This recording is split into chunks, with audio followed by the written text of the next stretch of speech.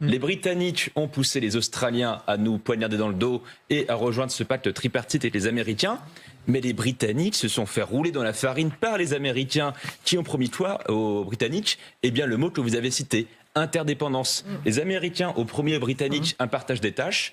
2 ans plus tard, Boris Johnson est obligé d'avouer devant la Chambre des communes que les Américains vont récupérer l'essentiel du boulot et que les Britanniques, en réalité, perdent à peu près tout dans le programme AUKUS. Et que les Australiens n'auront jamais... Ah oui, bah ça, Les grands perdants sont les Australiens, Et finalement. bim pour la perfide Albion. Non, mais je pense que le terme Bravo, Gallagher. qui a été employé par le président français également et qui est très Oui. allant en ce moment, c'est cette idée de dérisquer, pour éviter de dire découpler qui fâche. Donc ça veut dire Bravo pour l'analyse de on ne texte. rompt pas, donc on assume une connexion qui perdure, mais on va en diminuer l'épaisseur et l'intensité.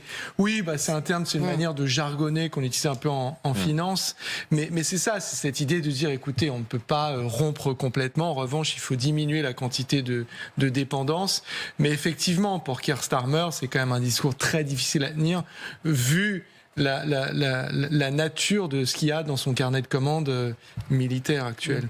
Alors il y a aussi l'épineuse question du nucléaire. Et oui, on est obligé, dans cette émission de toucher les sujets qui font mal.